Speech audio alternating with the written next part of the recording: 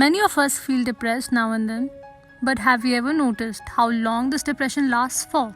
And how much does this interfere with our daily functioning? For a depressed person, going out of bed, going to work, studying, meeting relatives can also feel like a struggle. Feelings of hopelessness and despair take hold on to the person and they do not let go easily. The popular wrestler turned actor Dwayne Johnson is one of the most famous personalities in Hollywood. His journey started with being one of the most well-known wrestlers, The Rock, to one of the highest paid actors. Dwayne Johnson tells Express that he went through a dark period years ago. Worst time came when he was 15 years old, he said. His mother attempted suicide. He says he and his mother have both gone on to find happiness. Entertainer The Rock is opening up about his battle with depression.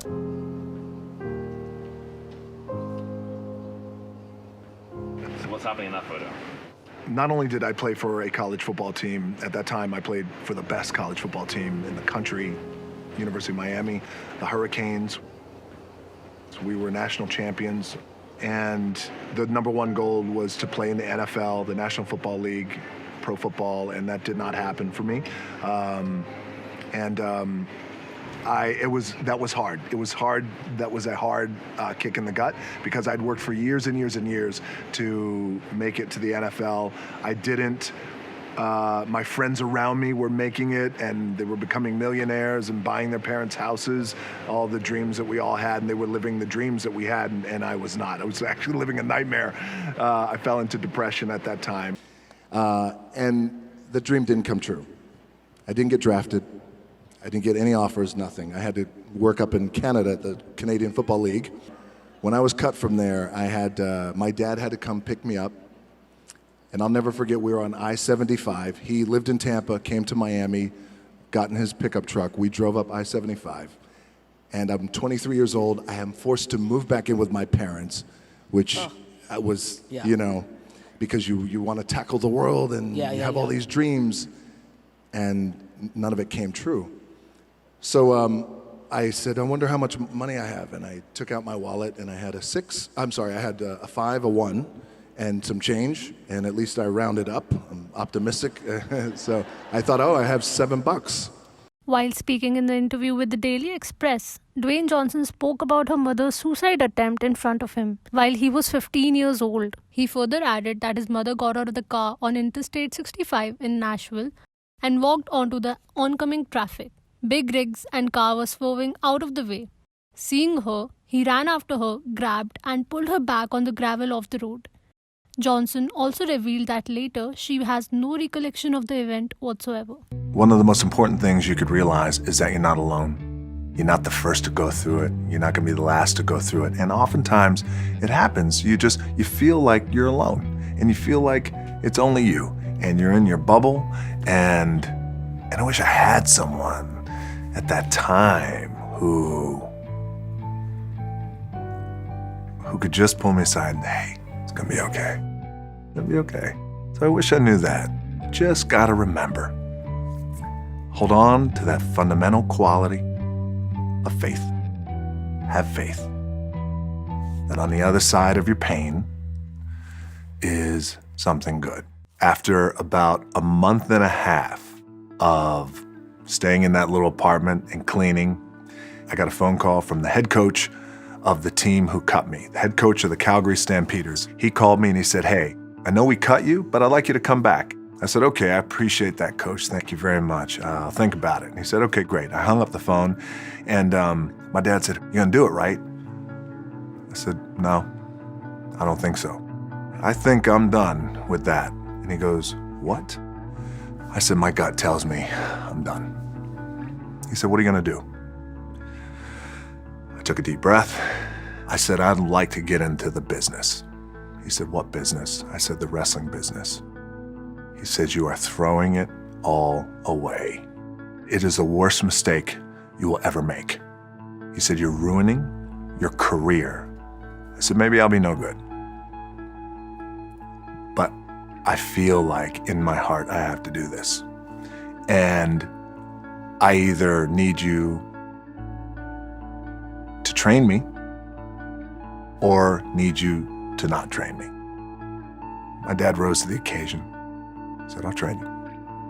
And it wound up being one of the greatest chapters in my life. What it took to become the #1 wrestler in the company and arguably the #1 wrestler in the world was a lot of hard work, a lot of perseverance, a lot of focus, and a lot of continuous context. And what I mean by that is it just required me at that time. I was flying by the seat of my pants.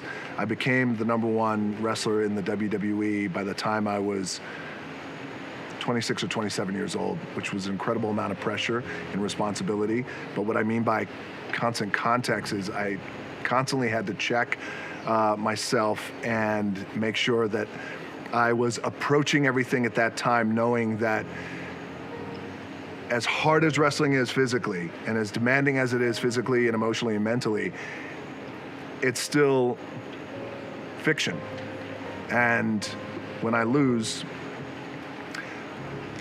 I'm letting other guys beat me, and when I'm winning, I'm really not beating anyone, and they're letting me beat them. And that's the kind of context that you have to keep in your mind, because otherwise in that world of pro wrestling, the ego can really go out of control.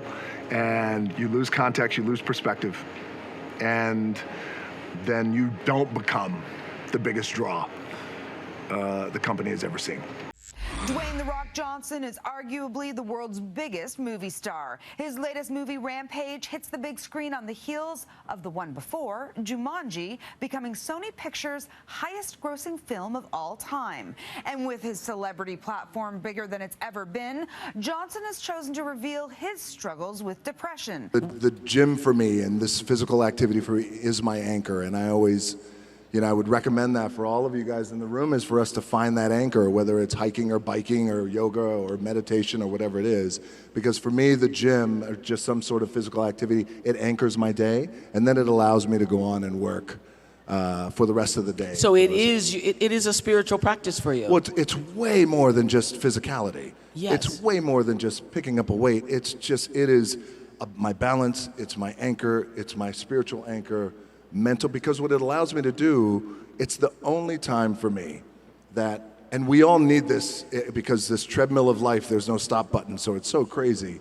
It just allows me to block out the noise and clear my head, think about what I need to do or accomplish, or think about the things I need to accomplish without the influx of information and people trying to tug at me and pull at me. I had gone through my first bout of depression. I was 18 years old. After that, I think I was 23.